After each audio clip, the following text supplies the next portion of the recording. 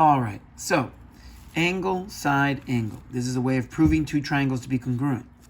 That means that two angles are congruent to each other on separate triangles, and the side in between the two angles that are congruent are also congruent in the other triangle. So it's in between the two angles they have in common. That's why it's called angle, side, angle.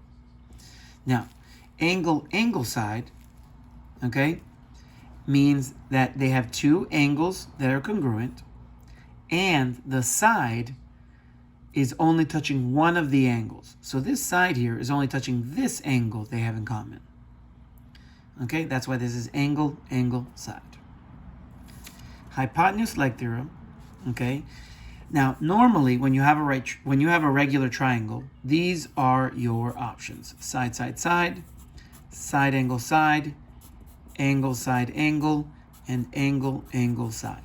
But when you have a right triangle, there is a fifth option to prove two triangles equal, and that is hypotenuse leg theorem. So if it's a right triangle, is it always hypotenuse leg theorem? No. When you have a right triangle, this opens up as an option, where the hypotenuse, which is the longest side of the triangle, and one of the legs is congruent to another hypotenuse and something with another leg. And it has to be a right triangle, so they always give you this angle here. Okay? So this is hypotenuse leg theorem.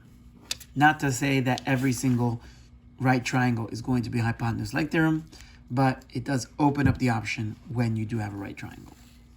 Now, this is an overlapping triangle. If I asked you to find all corresponding sides of these two triangles, you could ignore the shape and actually look here. A, B are the first two letters.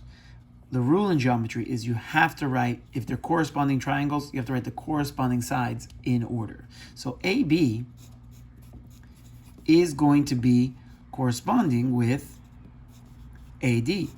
So these correspond with each other. BC is going to correspond with DE.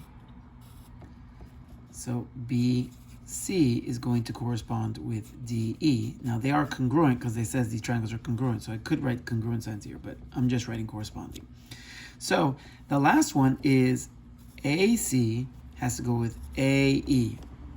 Now, if you pick the order to go AC, you have to go AE. If I would have said CA, then I would have had to go EA. You also have to follow the rule of saying the letters in order. Okay? The angles they have corresponding are A with A, B with D, C with E.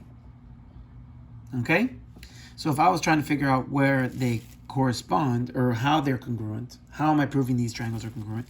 Now they both share A, so that's one angle. Okay, they also share angle C and angle E. Angle C and angle E are congruent, so that's another angle. So the side they have in common, I have to figure out if it's in the middle or if it's over here on the side. So let's figure out. So here's the angle, and here's the other angle.